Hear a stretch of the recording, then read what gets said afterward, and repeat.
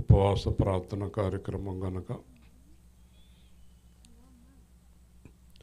దేవుడు ఇస్సాకు అనే అతని జీవితంలో చేసిన కార్యం ఒకటి మనం ఆలోచిద్దాం. ఆదికాండము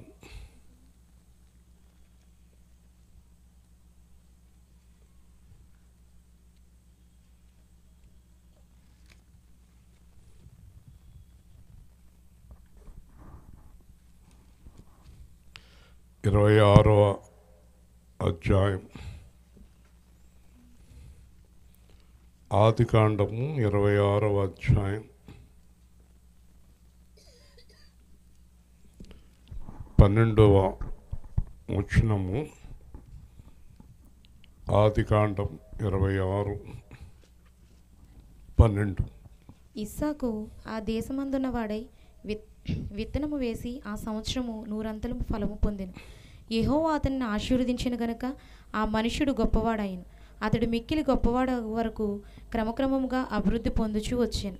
అతనికి గొర్రెల ఆస్తియు గొడ్ల ఆస్తియు దాసులు గొప్ప సమూహమును కలిగినందున ఫిలిష్తీయులు అతని యందు అసూయపడిరి.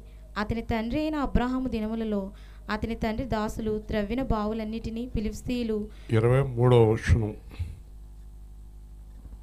అక్కడి నుండి అతడు బెయేర్షెబాకు వెళ్ళెను. ఆ రాత్రియే యెహోవా అతనికి ప్రత్యక్షమై, నేను నీ తండ్రి అయిన అబ్రాహాము దేవుడను, నేను నీకు తోడై ఉన్నాను గనుక భయపడకుము. నా దాసుడైన అబ్రాహామును బట్టి నిన్ను ఆశీర్వదించి నీ సంతానమును విస్తరింపచేసేదనని చెప్పాను. అక్కడ అతడు ఒక బలిపీఠము కట్టించి యెహోవా నామమును ప్రార్థన చేసి అక్కడ తన గుడారం వేశాను. అప్పుడు ఇస్సాకు దాసులు అక్కడ బావి త్రవ్విరి. 28వ వచనం.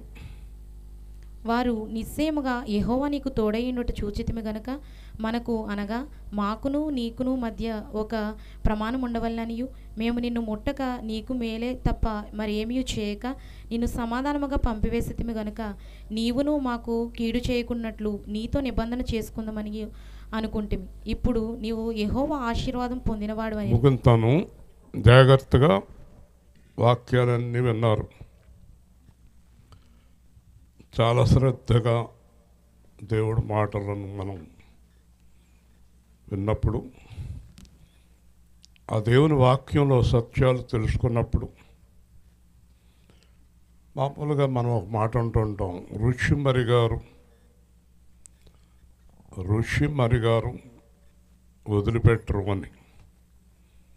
అంటే రుచి చూశారు, బాగా నచ్చింది, అదే కావాలంటారు పిల్లలు. మనం ఎక్కడికైనా వెళ్ళినప్పుడు ఏదైనా ఒక పదార్థం నచ్చితే ఎప్పుడు వెళ్ళినా ఆ పదార్థమే అడుగుతాం. కానీ క్రైస్తవులు రుచి మరగలేదు దేవుణ్ణి. ఆయన్ని రుచి చూసి తెలుసుకోండి అన్నాడు.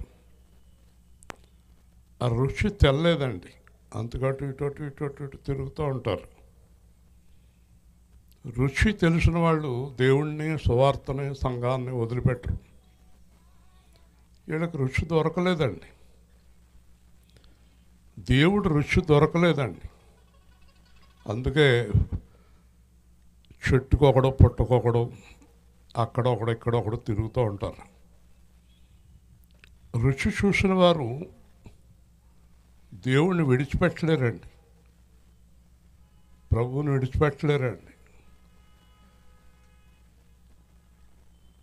నన్ను చంపేసినా నేను దేవుడిని వదలను, అంత రుచి చూశాను దేవుడిని నేను. మనలో ఎవరైనా మానేస్తున్నారు, సరిగ్గా రావట్లేదు, సరిగ్గా సువార్తకు రారు, సరిగ్గా వాక్యానికి రారు, ఆరాధనకు రారు అంటే రుచి తెల్లేదు వీళ్ళకి. నాకు బాగా యేసుక్రీస్తు యొక్క రుచి అర్థమైపోయింది. నాకు అర్థమైనంతగా మా ఇంట్లో వాళ్ళకి కూడా ఇంకా పూర్తిగా రుచి తెల్లేదు. మీలో చాలామందికి దేవుడి రుచి తెలియదండి. ఆ రుచి తెలిసిన ఇస్సాకు, ఈ ఇస్సాకు కాదు, బైబిల్లో ఉన్న ఇస్సాకు. ఈ ఇస్సాకు రెబ్బగా కూడా ఆ పిల్లలు కూడా రుచి చూడాలి, దేవుడి వాక్యాన్ని రుచి చూడాలి. ఇక్కడ మనం చూసినప్పుడు ఇస్సాకు విత్తనము వేసి 100 ఫలము పొందెను. యెహోవా ఆశీర్వదించెను గనుక అతడు గొప్పవాడాయను.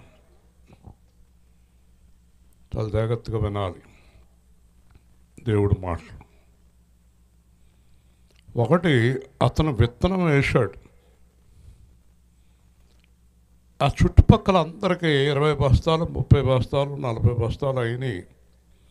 ఇతనికి 100 బస్తాలు పండినాయి. ఒకసారి మిమ్మల్ని మీరు పరీక్షించుకోండి. మీరు చేస్తున్న పనుల్లో ఎండిపోయి ఉన్నారా, ఫలిస్తున్నారా? 100 బస్తాలు పండినాయి అతనికి. ఈ 100 బస్తాలు పండటానికి కారణం రాశాడు అక్కడ, యెహోవా అతనిని ఆశీర్వదించును గనుక అతడు గొప్పవాడాయను. హల్లెలూయా. ఉదయకాలం అని చెప్పాను, మీరు కానీ మీ పిల్లలు కానీ చెయ్యి చాపేవారుగా ఉండొద్దు అని. ఎవరి దగ్గర చెయ్యి చాపేవారుగా ఉండొద్దు, ఇచ్చేవారుగా ఉండాలని చెప్పాను. ఇది నేను చేసే ప్రార్థన. మీరు ఎవరి దగ్గరికైనా వెళ్ళి 1000 ఇవ్వండి, 2000 ఇవ్వండి, 3000 ఇవ్వండి అని అడుక్కునే జీవితంలో నుంచి బయటపడాలి. మీ దగ్గరకు వచ్చి అడిగే జీవితంలోకి మీరు రావాలి. అలా రావాలంటే ఆశీర్వదింపబడాలి. నేను అనేది లక్షల కోట్లు వద్దు. నేను మందుల షాప్కి వెళ్ళాను, నాకు 400 మందులు అయినాయి అనుకోండి. ఆ 400 నా దగ్గర ఉండాలి. నేను 4 ఇడ్లీ తినడానికి వెళ్ళాను, 20 రూపాయలు అయినాయి. ఆ 20 రూపాయలు నా దగ్గర ఉండాలి. అంతే, అదే ఐశ్వర్యం. ఆ 20 ఎవరినో అడిగి, 100 ఎవరినో అడిగి, 400 ఎవరినో అడిగి ఎంతకాలం బతుకుతావు అలాగా? దేవుడు పిల్లలు అలా ఉండరే. అంటే మీరు దేవుడు పిల్లలు కాదు కనుక అలా ఉంటున్నారు అనుకోవాలి మీరు. సరే, ఈరోజు పొద్దున్న వరకు అలా ఉన్నారనుకోండి, ఈరోజు మారాలి. ఉదయకాలం ముందు వాక్యం ప్రకారం మీకున్న దానిలోనే సంతృప్తి కలిగి ఉండాలి. మీకు ఏదైతే ఉందో దాంట్లో సంతృప్తిగా ఉండాలి కదండి. నా జేబులో ఉన్నది ఎంత, ఎదుటివారి జేబులో ఉన్నది నాది కాదు కదా. 380 రూపాయలు అయినాయి అన్నాడు, నా జేబులో 400 ఉంటేనే. లేదంటే అబ్బాయి ఆ 180 రూపాయలు తీసేయమ్మా, నా దగ్గర 200 ఉంది అనాలి. కానీ 180 తర్వాత ఇస్తాను అనకూడదు. రాత్రి మా ఇంటికి ఒక కార్పెంటర్ వచ్చాడు. తలుపుకి ఏదో స్క్రూ బిగిస్తున్నాడు.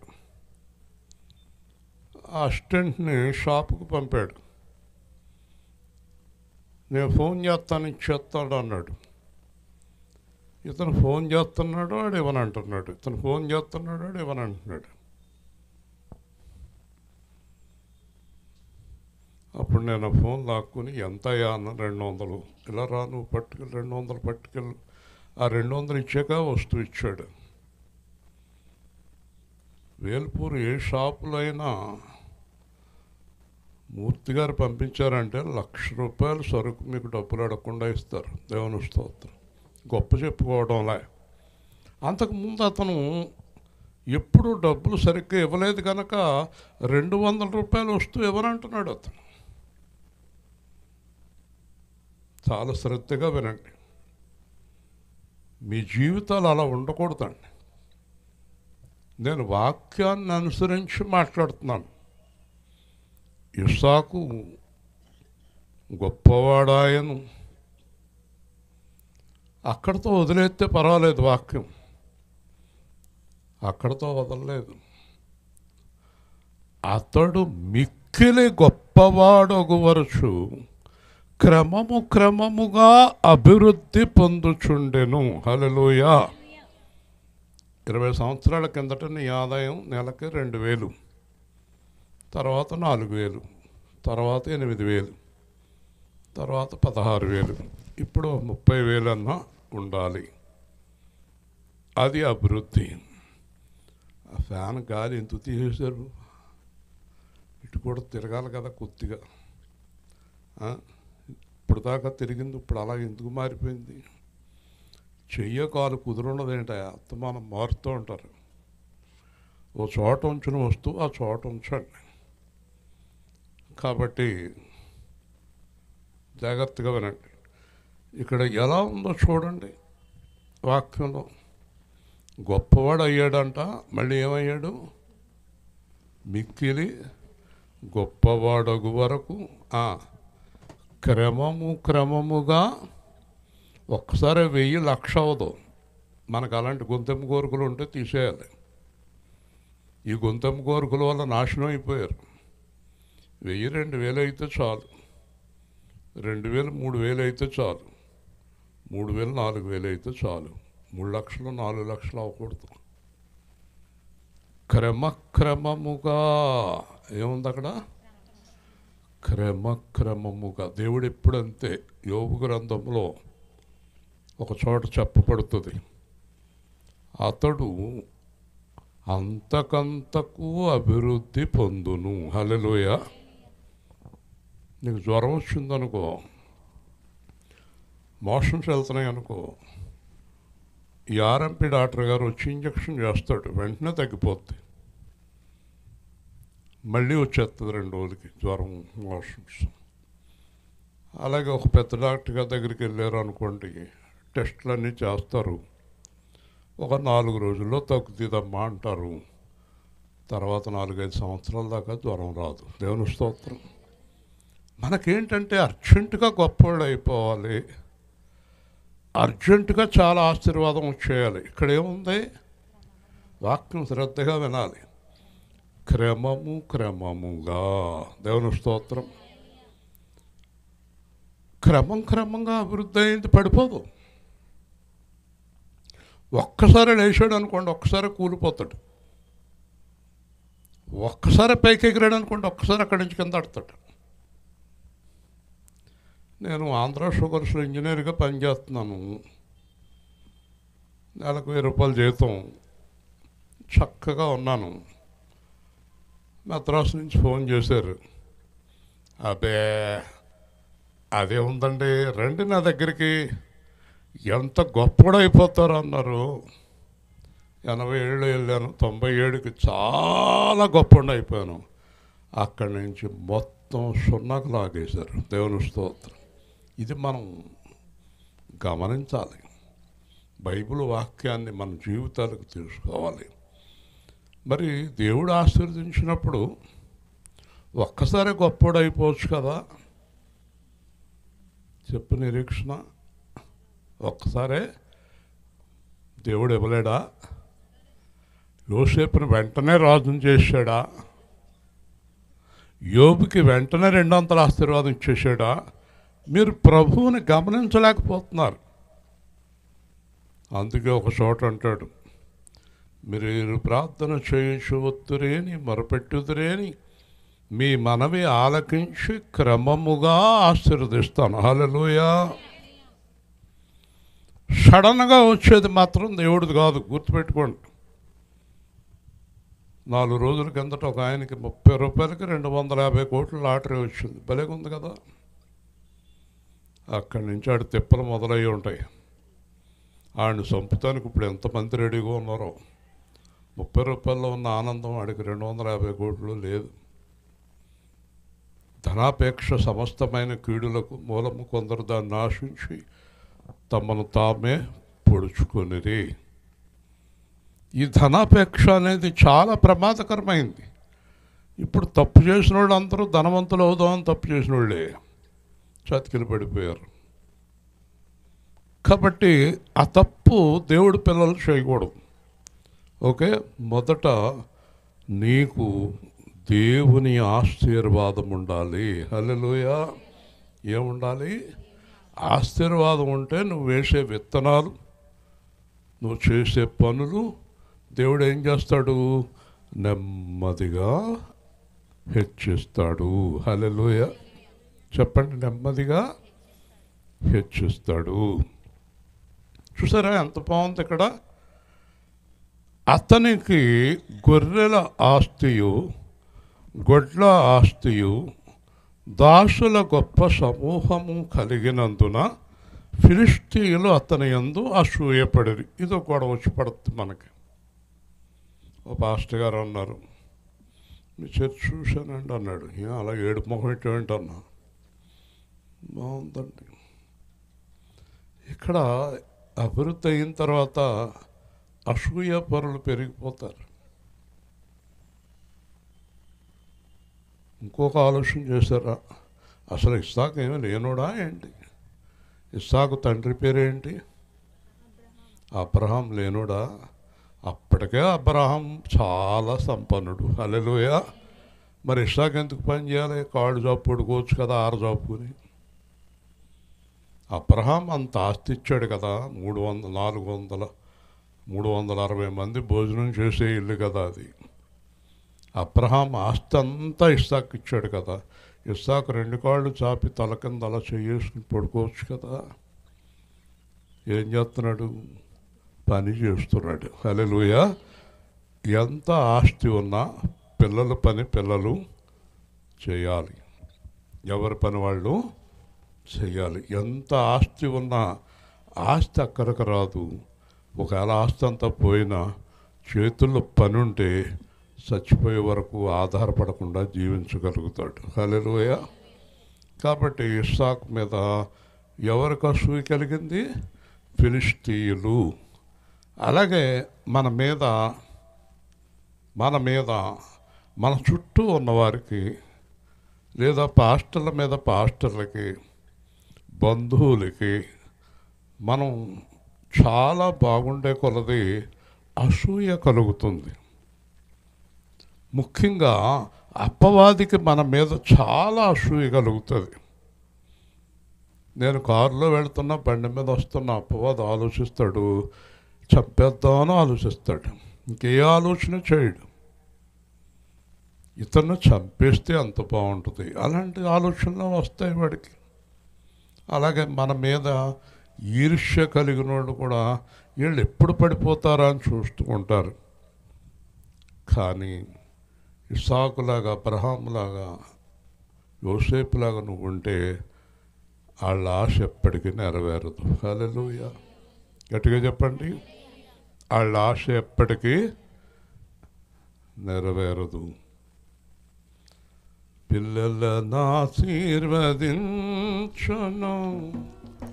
బలపరచుని గుమ్మముల్, పిల్లలను ఆశీర్వదించును, బలపరచుని గుమ్మముల్, మంచి గోధుమ పంటతో నిన్ను తృప్తిగనుంచును.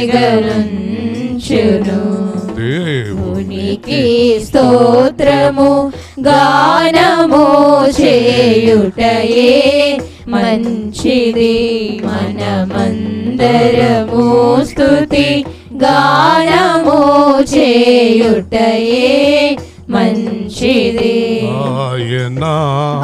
ఆకాశము మేఘములతో కప్పును, భూమికు ఆకాశము మేఘములతో కప్పును, కొరకు వర్షము సిద్ధపరచువాడని. దేవునికి స్తోత్రము గానము చేయుటయే మంచిది. గొప్పవాడును,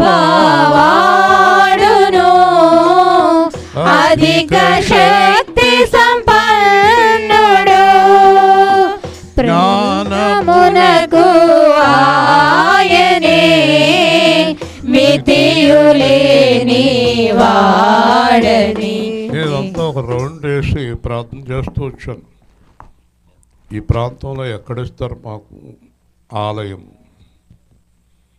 కాబట్టి ఒక రోజున మనం మన ఆలయంలో ఆరాధన చేస్తాం అని నమ్ముతాం. క్రమక్రమంగా చేస్తాడు, కంగారు పడితే చేయడు. దావీదు దేవాలయం కట్టాలని ఆశపడ్డాడు. అన్నీ పోజేసేసాడు. దేవాలయానికి 2 కోట్లు అవసరం, కానీ జనం 4 కోట్లు ఇచ్చారు. ఎక్కువైపోయి చాటింపేశాడు, ఇంకా ఆపేయండి అని. దావీదు మీద ఉండే ప్రేమ దేవుడికి. అయితే దేవుడు అన్నాడు, దావీదు అంతా రెడీగా ఉంది ప్రభువా, రేపొద్దున ఆలయం మొదలెట్టే అనలేదు, నువ్వు కట్టొద్దు అన్నాడు కదా. మనకి ఎంత కోపం వస్తుందంటే, నేను కట్టొద్దా, నేను చేయొద్దా, నువ్వు మోటార్ సైకిల్ కొనొద్దు, సైకిల్ మీద తిరిగి అంటాడు అనుకోండి, సైకిల్ మీద తిరగాలి. దేవుడి మాట వినరు చాలామంది. కాబట్టి నువ్వు ఆలయం కట్టొద్దు అన్నాడు. మరి అంతా పోజేశాను కదా ప్రభు, వద్దు, మీ అబ్బాయి కడతాడు అన్నాడు. హల్లెలూయా. దావీదు ఏమన్నాడు తెలుసా, నీ అంత కఠినమైన దేవుడు ఎక్కడా లేడు, ఇదేం మాట ప్రభువా అంత మానేసి ఏడుతూ మొదలెట్టాడు దేవుడి దగ్గర. ఎంత గొప్ప దేవుడు నాయన, నువ్వు ఎంత గొప్పవాడు తండ్రి, నా కుమారుడికి ఇంత గొప్ప ధన్యత ఇచ్చావు అని ఏడుస్తున్నాడు. హల్లెలూయా. మనం ఎవరికైనా దేవుడు ఏదైనా ఇస్తే సంతోషించాలి, ఆడకూడదు. వాళ్ళు కడుతున్నారా అనుకుంటే మొహం ఇలా పెట్టి ఆడ కట్టేస్తారు. నువ్వు అలా చూస్తూ ఉండగానే అయిపోతుంది. ఎప్పుడు ఎవరి గురించి ఆడకూడదు, మనం బాగుంటాం కదా. ఓ రోజు పాస్టర్ గారు ఫోన్ చేశాడు, అయ్యా ₹1 కోటి అయిందంటే ఆలయం కట్టాను అన్నాడు. నువ్వు కట్టావా అన్నాను. నేనే కట్టాను. నువ్వు కట్టావా అని 3 సార్లు అడిగాను. అప్పుడు అర్థమైంది, నేను కాదండి దేవుడు కట్టాడు అన్నాడు. అర్థమైందా? దేవుడు కడతాడు. యెరూషలేమును కట్టుచున్నవాడు ఆయన, ఇశ్రాయేలీయులను పోగు చేయవాడు ఆయన. కాబట్టి ఈర్ష్యపడే వాళ్ళ విషయంలో ఏం చేద్దాం? ఏం చేయలేం. ఏం చేశాడు ఇస్సాకు? దెబ్బలాటకి వెళ్ళలేదు. చూడండి, బావులన్నీ పూడ్చివేసిరి. ఏం చేశారండి? అసలు నీళ్ళే కదా పంటకు ఆధారం. ఈ బావులన్నీ పూర్తి చేశారు. పూర్తి చేస్తే ఇస్సాకు కత్తులు, కొడవల్లో, కర్రలో పట్టుకుని దెబ్బలాటకి వెళ్ళలేదు. అక్కడి నుంచి దూరముగా వెళ్ళిపోయాడు. హల్లెలూయా చెప్పండి. యేసుప్రభు అన్నాడు, మీ సువార్త కానీ మీ వాక్యం కానీ మాకు వద్దు అన్నవారి దగ్గర నుంచి వెళ్ళిపోండి, దూరంగా వెళ్ళిపోండి, కావలసిన వారికి ప్రకటించండి, దెబ్బలాడకండి. ఈ మధ్యన క్రైస్తవులు పాస్టర్లు తెగ దెబ్బలాడేస్తున్నారు అందరి మీద.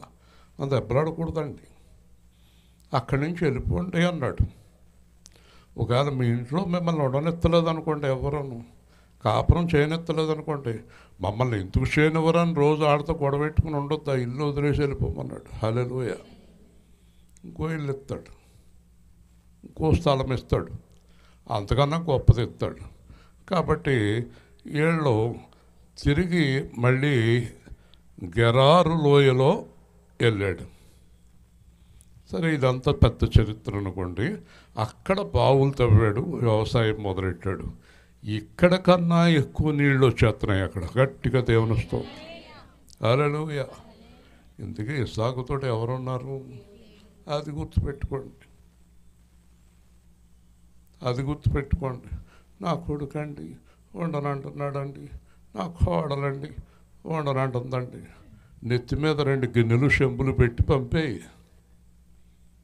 అత్తమానాడు ఉండు అంటావేంటి? నీకేం జ్ఞానం లేదా? పోతానన్నవాడు పొమ్మను కదా. వాళ్ళకి ఎన్ని చెంబులు వస్తాయో, ఎన్ని గిన్నెలు వస్తాయో, ఎన్ని పెట్టెలు వస్తాయో సర్దేసి పంపేయి, పొమ్మను బయటికి. ఉంటానన్న వాళ్ళని ఉండమను, వెళ్ళిపోతానన్న వాళ్ళని వెళ్ళిపోమ్మను కదా. ఎందుకు ఏడుస్తారు మీరు? దేవుడు మనతో ఎవరు ఉండాలనుకుంటారో వాళ్ళు ఉంటారు, ఎవరు పోవాలనుకుంటారో పోతారు. పోయిన వెనకాల తిరిగి వస్తారా? వెనకాల తిరగొద్దు. కాబట్టి అక్కడ చూడండి, 26తో మళ్ళీ 20వ వచనంలో, మరలా కలిగించినందున అక్కడ సిత్నాకు వెళ్ళాడు, మళ్ళా అక్కడ జగడమాడారు. తర్వాత 22వ వచనంలో బావి తవ్వించాడు, అక్కడ జగడమాడలేదు, రహబోత్ అని పేరు పెట్టాడు. ఇవన్నీ టైం సరిపోదు మనకి. 24వ వచనం చూడండి, అప్పటిదాకా దేవుడు ప్రత్యక్షం అవ్వలేదు ఇస్సాక్కి. చూసారా, ఏడుస్తున్నాడు ఇస్సాక్, ఇదేంటి ప్రభువా, ఎక్కడున్నా ఉండనిస్తలేదు, నన్ను ఎక్కడా నన్ను అభివృద్ధి అవనివ్వట్లేదు అని బాధపడుతున్నాడు. అప్పుడు యెహోవా ప్రత్యక్షమై, జాగ్రత్తగా వినండి, నేను నీకు తోడై ఉన్నాను, భయపడకుము. హల్లెలూయా. నేను అబ్రహాం దేవుణ్ణయ్యా, వదలను మిమ్మల్ని. దేవుడు మనల్ని వదలటం అసాధ్యం. దేవుడిని మనం వదిలేయాలి, దేవుడు మనల్ని వదలటం. ఎవరినో చూసుకుని, చుట్టాలు చూసుకుని, డబ్బులు చూసుకుని, గొప్పలు చూసుకుని. ఒక ఆవిడ ఉంది, నాకేంటో ఈ మధ్యన అసలు ఖాళీ ఉండలేదంటే రావటానికి. నేను ఖాళీ చేస్తానమ్మా అన్నాను, ఈ మధ్య ఖాళీ అయిపోయింది, చాలా ఖాళీగా ఉంది. మీకు ఖాళీ లేకపోతే నాతో చెప్పండి. ఆదివారం ఖాళీ ఉండలేదండి, శుక్రవారం ఖాళీ ఉండలేదండి అన్నమాట, నా దగ్గరికి రండి, ఖాళీ చేసి పెడతాను, ఖాళీ చేసి పెడతాను. మీ గురించి ప్రార్థిస్తాను, మిమ్మల్ని ఏం చేయను, మీకు ఖాళీ అవ్వాలని ప్రార్థన చేస్తాను. కాకపోతే మొత్తం ఖాళీ అయిపోతారు, అది సమస్య కదా. కాబట్టి ఇక్కడ చూడండి, నీకు తోడై ఉన్నాను గనక భయపడకు. చూడు, అబ్రహామును బట్టి నిన్ను ఆశీర్వదించాను. గట్టిగా దేవుని స్తోత్రం. అస్తమాన అబ్రహాం జ్ఞాపకం చేసుకుంటాడు దేవుడు. అలాగే అబ్రహాం స్థానంలో మనం యేసుక్రీస్తుని పెట్టుకోవాలి. యేసుక్రీస్తుని బట్టి మనల్ని ఆశీర్వదిస్తాడు దేవుడు. అందుకే యేసుతో సహవాసం కలిగి ఉండాలి మనం. కాబట్టి అక్కడ బలిపీఠం కట్టి, ఇక్కడ ఏమన్నాడు, నీ సంతానమును విస్తరింపచేసేతను అన్నాడు. ఇక్కడ బలిపీఠం కట్టాడు. ఇంతవరకు ఎక్కడ బలిపీఠం కట్టలేదండి, ఇక్కడ బలిపీఠం కట్టాడండి. జాగ్రత్తగా వినండి, అంతటా వారు అక్కడ బావులు తవ్విరి. హల్లెలూయా. జాగ్రత్తగా వినండి, దేవుడు మాట్లాడాక బావులు తవ్వారు. పొద్దున్న ఏం మాట్లాడుకున్నాం మనం? అమ్మగారు గుర్తుందా? ఏం చెప్పాను పొద్దున్న? ఇలా అన్నాం, అంతే, అయిపోయింది. లోతు వెళ్ళిపోయాక చెప్పు, ఇంకంతా నేనే చెప్తాను, ఇంకెందుకు, నువ్వు చెప్పేదే ఉంది. లోతు వెళ్ళిపోయాక చెప్పండి. ఆ లోతు ఎవరో మీరే తెలుసుకోవాలి. మీ ఇంట్లో ఉన్నాడో, మీ చుట్టాల్లో ఉన్నాడో, మీతో ఉన్నాడో, ఆ లోతు. లోతు వెళ్ళిపోయాక ఎంత చండాలమైన పని చేశాడో తెలుసు కదా మీకు, కూతుళ్ళు లోతు గారు కదండి. లోతు వెళ్ళిపోయాక దేవుడు మాట్లాడాడు. ఇక్కడ ఇన్ని స్థలాలు మారాక ఇక్కడ మాట్లాడాడు. హల్లెలూయా. దేవుడు మనతో మాట్లాడే స్థలం ఉంటుంది. అంచేత మనం రోజు దేవుడి కోసం ఎదురు చూడాలి. అయ్యా, ఇది నీ చిత్తమా, ఇది నీ చిత్తమా? నీ కొడుక్కి పెళ్లి చేయాలంటే ఈ అమ్మాయిని చేయమంటావా, అమ్మాయిని చేయమంటావా అని అడగాలి. నీ కూతురికి పెళ్లి చేయాలంటే ఈ అబ్బాయిని చేయమంటావా, ఈ అబ్బాయిని చేయమంటావా అని అడగాలి. స్థలం కొనుక్కునే ముందు ఇది కొనమంటావా, అది కొనమంటావా అని అడగాలి. అర్థమవుతుందా మీకు? ఏం చేసే ముందైనా దేవుణ్ణి అడగాలి. దేవుణ్ణి అడిగితే ఇది కాదు అది, అది కాదు ఇది అని చెప్తాడు. మనం ఏంటంటే ఏ కార్యక్రమం అయినా మన ఇష్టమే. కుర్రడు ఉన్నాడు, పనులు చేసేస్తాం. ఆ స్థలం బాగుంది, కొనేస్తాం. ఆ స్థలం పక్కనే పెద్ద మేడ ఉంది, ఆ స్థలం కొనేస్తాం. ఏంటో నిర్ణయాలు. ఇంతవరకు మనలో చాలామంది మార్పు రాలేదు. అర్థమైందా? మీ నిర్ణయాలు పనికిమాలినవి. మా నిర్ణయాల వల్ల బాగుపడ్డాం అన్నవారు కుడి చేయొద్దండి. ఒక్కళ్ళు లేరు కదా. మీ నిర్ణయాలు ఎందుకు? మనకు తోడై ఉన్న దేవుడు. అక్కడ బలిపీఠం కట్టిన తర్వాత అక్కడ బావులు తవ్వారు చూడండి. అప్పుడు అబీమెలెకు అతను స్నేహితుడైన హవ్వతు ఫికోలు గెరారు నుండి వచ్చి మళ్ళీ వచ్చారు ఇక్కడికి. మళ్ళీ వచ్చారు. కొంతమంది అనుకుంటారు మీరు ఇంకా వదిలేశారండి. వదలరాడు. నువ్వెక్కడికి వెళ్ళినా, ఏ ఊరు వెళ్ళినా సాతాను ఎక్కడ లేడు. బ్యాంకుల్లో బోర్డు పెడతారు, ఆయన ఇక్కడ అక్కడ అంతటా ఉన్నాడు జాగ్రత్త అని. ఎవరైనా డబ్బులు ఎట్టిపోయేవాడు, దొంగోడు. దేవుడు ప్రతి చోట ఉన్నాడో లేదో తెలియదు, కానీ దెయ్యం మాత్రం ఉంది. చాలా జాగ్రత్తగా ఉండాలి కదా. ఏంటమ్మా జాగ్రత్త, దెయ్యం ఉన్నాడు, జాగ్రత్త. కాబట్టి వచ్చారు. ఇస్సాకు ఏమంటున్నాడు చూడండి ఇక్కడ, నా మీద పగపట్టి నన్ను పంపివేసి మళ్ళీ వచ్చారు ఎందుకు ఇక్కడికి? చూసారండి, వింటున్నారా? మీకు జ్ఞానం రావాలి. మనకు జ్ఞానం రాదు ఎంతకాలమైనా. ఏంటి మళ్ళీ అతను కూడా తిరుగుతున్నాను, మళ్ళీ దాంతో మాట్లాడుతున్నాడంటే అరుగుల మీద కూర్చొని కేకేసారండి. మరి మాట్లాడాలి కదండి. మరి మోటార్ సైకిల్ ఎక్కుమన్నప్పుడు ఎక్కించుకోవాలి కదండి. బుద్ధి రాదా? వింటున్నారా? ఒకసారి దేవుడు వద్దన్న వాళ్ళని మళ్ళీ ఎత్తి మీద అబ్రహాం లోతు మళ్ళీ కలిసారా? మీరు మళ్ళీ మళ్ళీ కలిసిపోతారు. ఎంతైనా చెల్లెలు కూతురు చెల్లెలు ఏ దిక్కుమాలింది, వ్యభిచారం చేసేది, తాగుపోతాడు, మళ్ళీ కలుపుకుంటారు మీరు. ఆ తాగుపోతాడు రానివ్వకూడదు మీ ఇంటికి, ఆ వ్యభిచారం రానివ్వకూడదు మీ ఇంటికి, ఆ దుర్మార్గుని రానివ్వకూడదు మీ ఇంటికి. మొగుడైనా పెడమైనా కూతురైనా కొడుకైనా అల్లుడైనా చుట్టమైనా. అదేంటంటే మారిన తర్వాత రమ్మనండి. హల్లెలూయా. ఏం చేశాక? మారిన తర్వాత. దేవుడు ఎప్పుడు చేర్చుకున్నాడు? మారిన తర్వాత కదా. మీకెందుకండి మారితే మారపోయినా మేము చేర్చుకుంటాం అంటారా? మరి దేవుడు చెప్పే మాట కదా. మార్పు చెందవా నువ్వు, మార్పు చెందవా, నీ బ్రతుకును మార్చుకోవా. అనుకూల సమయం ఇది అని ఎరిగి మారు మనసును పొందవా. అనుకూల సమయం ఇది అని ఎరిగి మారు మనసును పొందవా. ఎన్నాళ్ళు నీవు జీవించినా గాని ఏమున్నది లోకంలో, ఇన్నాళ్ళు నీవు చేసిన క్రియలన్నిటికీ తీర్పున్నది పరలోకంలో. తీర్పు దినమునందున ఆయన ముందర నీవు నిలిచే ధైర్యము నీకుందా? నిలిచే ధైర్యము మనకుందా?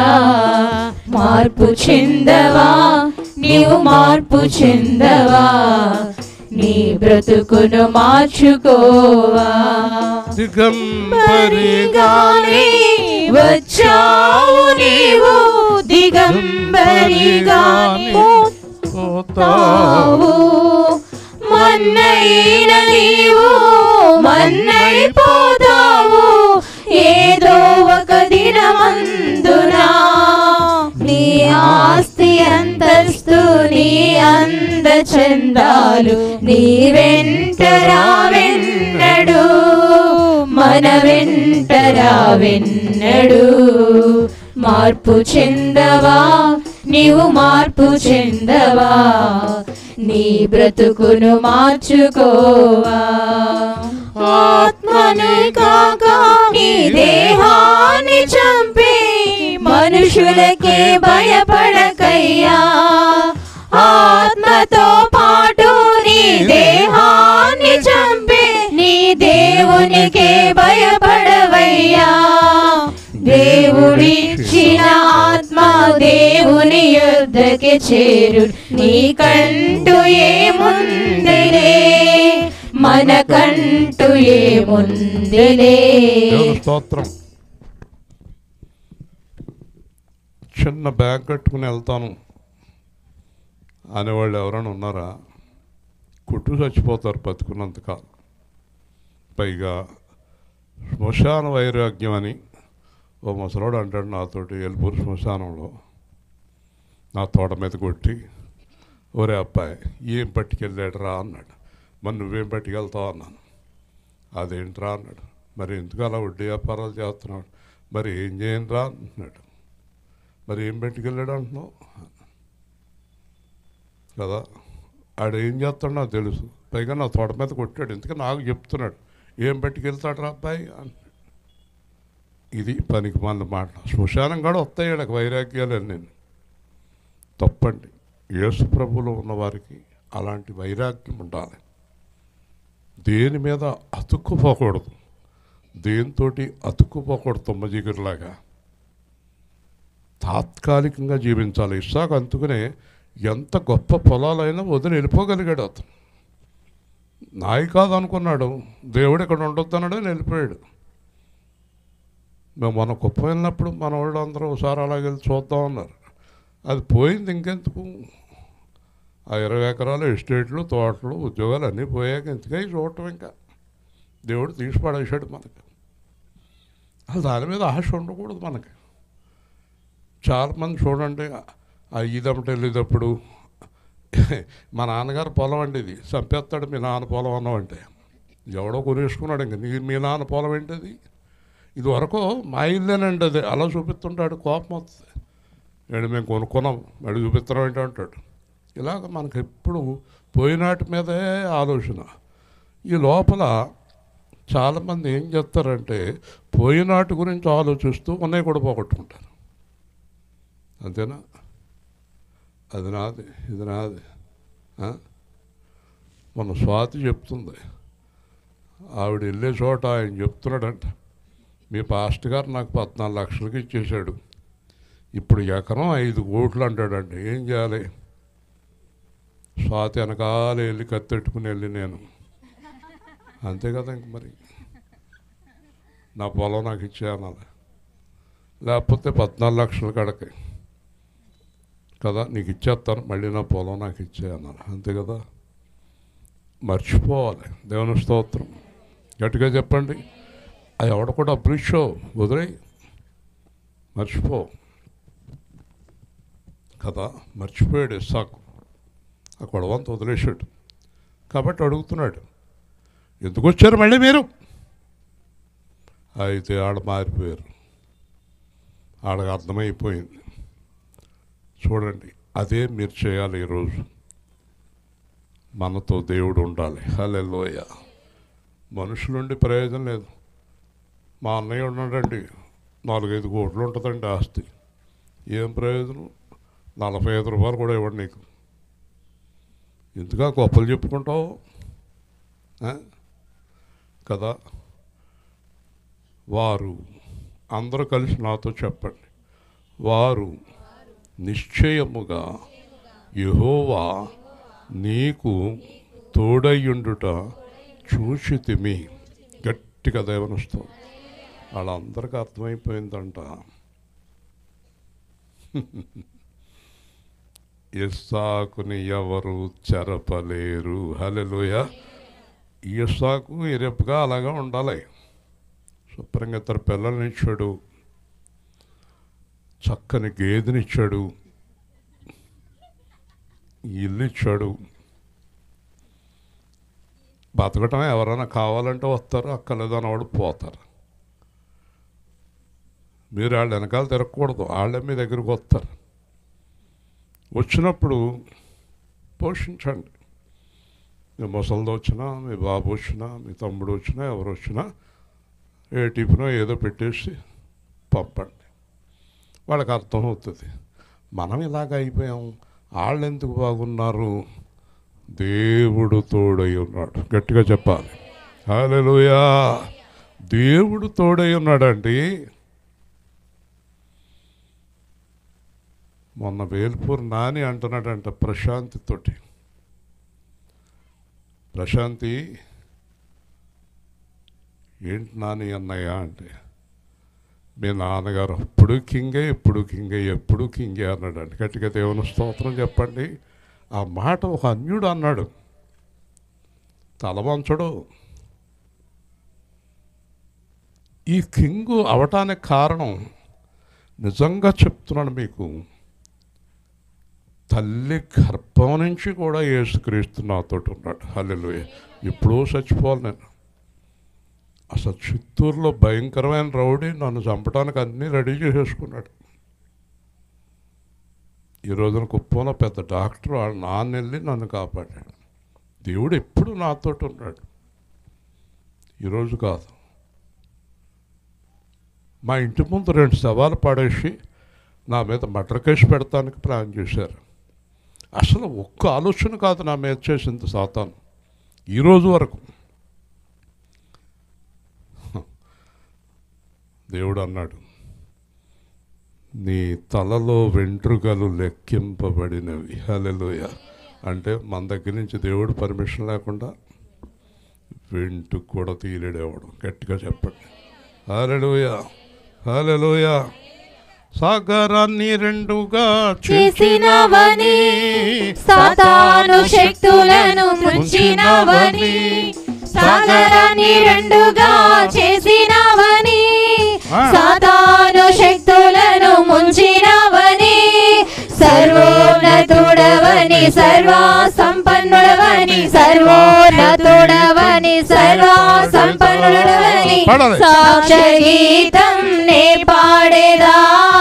హల్లెలూయా నా యేసునాథా, హల్లెలూయా నా ప్రాణనాథా, అద్భుత క్రియలు చేయువాడని, ఆశ్చర్య కార్యాలు చేయగలడని, అద్వితీయుడవని, ఆది సంభూతుడవని, ఆరాధించేద నిత్యము నిన్ను, ఆరాధించేద నిత్యము నిన్ను. హల్లెలూయా నా యేసునాథా, హల్లెలూయా నా ప్రాణనాథా. స్తోత్రం చెప్పండి. ఇప్పుడు అర్థమైందా? రుచి చూసారా దేవుణ్ణి? ఎంతకాలం పనికి మనీ అన్నీ నాకుంటూ తిరుగుతారు. స్వీట్ షాప్లోకి వెళ్ళాను మొన్న. ఒకడు స్వీట్ చూశాడు, కొనుక్కునే ముందు ఇచ్చాడు. ఇలా ఇలా ఇలా ఆయన చూసి నేను కొంట మానేసి వచ్చేసాను. తగలయ్యాను, చచ్చిపోతారు.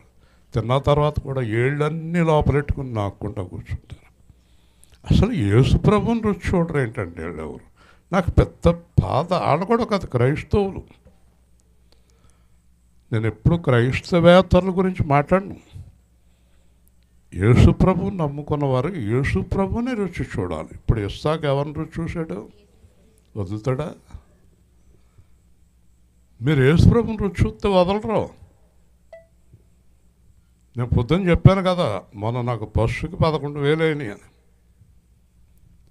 నేను ఇంటికి వెళ్ళి లెక్కెడితే కరెక్ట్గా 10,600 రూపాయలు నా జేబులో పెట్టింది ఆవిడ పట్టుకొచ్చి. దేవుని స్తోత్రం. వింటున్నారా? మనం యేసు ప్రభుని రుచి వదిలిపెట్టాం. ఆళ్ళంక ఏళ్ళంక ఆయన అడుగుదాం 2,000, ఈయన అడుగుదాం 1,000, ఆయన అడుగుదాం 500. ఎవరంకా చూడక్కర్లేదు. యేసు ప్రభుని రుచి చూసాక ఎవరి దగ్గర చేయి చాపక్కర్లేదు. హల్లెలూయా. మీరు చరిత్రను అంటున్నారు కానీ వదిలేస్తున్నారు. సమస్య అక్కడ వచ్చింది. నేను చాలా మీకు బాగా నాటాలని చెప్తాను. నేను నాటేటట్టు చెప్తాను. అయినా ఆ సందు దాటేటప్పటికి వేరే గొడవలోకి వెళ్ళిపోతారు మీరు. ఇక్కడ అయిన తర్వాత ఉప్మా పెడతారు. ఉప్మా పెట్టాక చేతులు కడిగేసుకున్న తర్వాత ఏమని ఏంటే అని అయిపోయింది. ఇప్పుడు దాకా ఇక్కడ చెప్పిందంతా మునిగిపోయింది. ముఖం కూడా ఎలా ఉందో. మీరందరూ ఎప్పటికీ గొప్పవారు అవుతారు.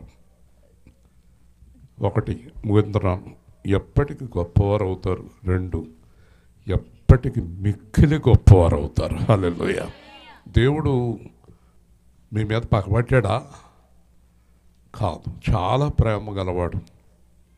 మిక్కిలి గొప్పవాడు అవ్వాలి.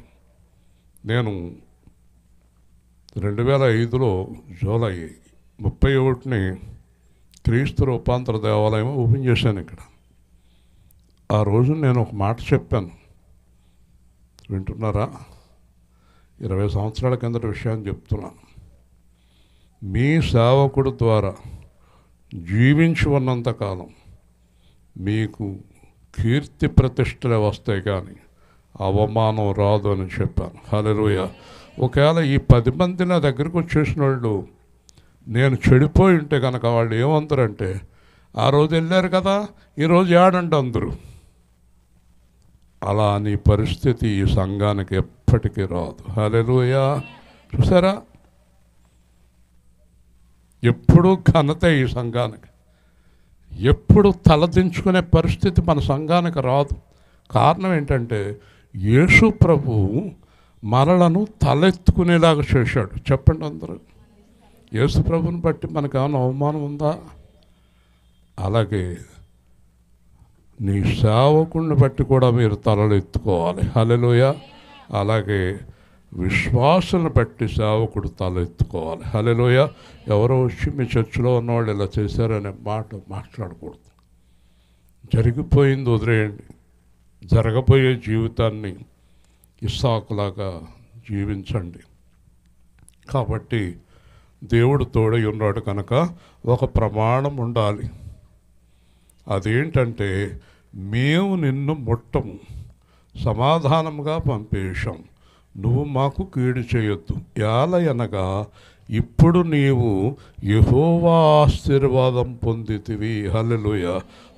ఒకవేళ ఇస్సాకు ప్రార్థన చేస్తే ఆళ్ళ బావులన్నీ మూతడిపోతాయి. అది ప్రమాదం. ఒకవేళ ఇస్సాకు శపిస్తే వాళ్ళ జీవితాలు నాశనం అయిపోతాయి. భయమేసేసింది వాళ్ళకి. మేము నీకు చాలా అన్యాయం చేశాం, కానీ నువ్వు మాత్రం మాకు అన్యాయం చేయొద్దు, ఎందుకంటే నీకు దేవుడు తోడై ఉన్నాడు అని అడుగుతున్నారు.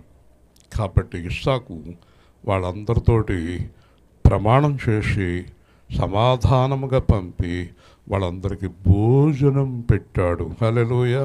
గట్టిగా చెప్పండి.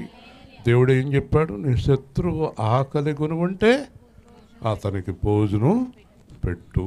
శత్రువులతోటి కలహించొద్దు, ఎందుకంటే వాళ్ళు వచ్చారు నీ దగ్గరికి, పొరపాటు అయిపోయింది అన్నారు, మాకు తెలియక చేసాం అన్నారు, నీ దగ్గర దేవుడు ఉన్నాడని మాకు అర్థం కాలేదన్నారు. అలాంటప్పుడు మాట్లాడకండి, వెళ్ళిపోండి అనొద్దు. నీ దగ్గర ఏది ఉంటే అది పెట్టు. ఒకవేళ కష్టాల్లో ఉంటే సాయం చెయ్యి. నొప్పులు కుప్పలుగా పోయుదు. హల్లెలూయా. మనం శత్రువుల మీద పగ తీర్చుకునే వారముగా ఉండకూడదు.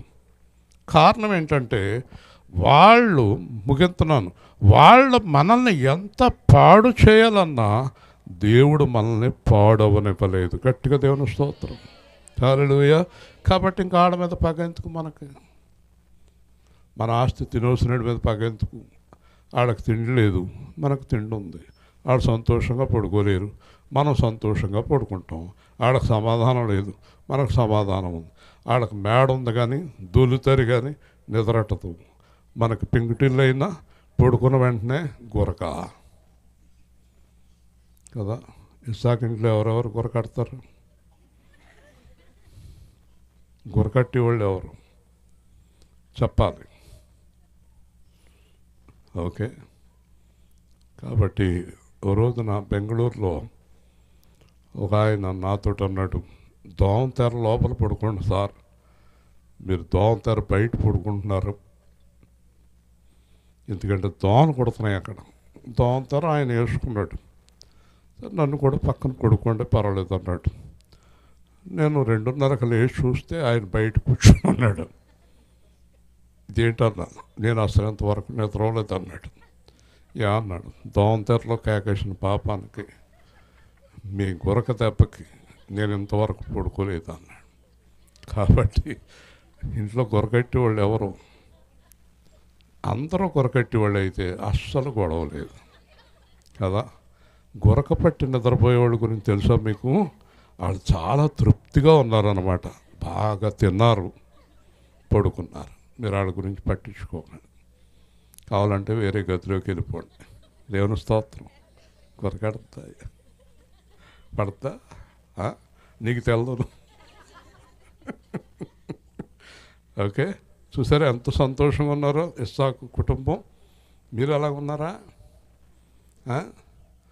మీరు ఎలాగున్నారా? పాలు అలా పితికిని అలా తోడెట్టి పోసేసుకుంటే కొరకొచ్చేది, నీళ్లు కలుపుకుంటే కొరకు రాదు. మంచిదే. శత్రువులందరూ సమాధానానికి వచ్చారు, వాళ్ళకి భోజనం పెట్టారు. ఎంత బాగుంది మాట. నాకు బాగా నచ్చిన మాట ఏంటంటే దీంట్లో అతడు గొప్పవాడాయను, క్రమక్రమముగా చాలా గొప్పవాడాయను. ప్రార్థన చేసుకుందాం. మీరందరూ అలాగే ఉండాలి. మీలో ఎవరు నేను పేర్లు పెడుతున్నాను అనుకుంటారు, మమ్మల్ని ఏదో అంటున్నారు అనుకుంటారు. మీరు నాకేం ఇష్టం లేదు అలాగా. మీరందరూ గొప్పవారు అయిపోయి ఒకడికి సాయం చేసేవారుగా మారిపోవాలి.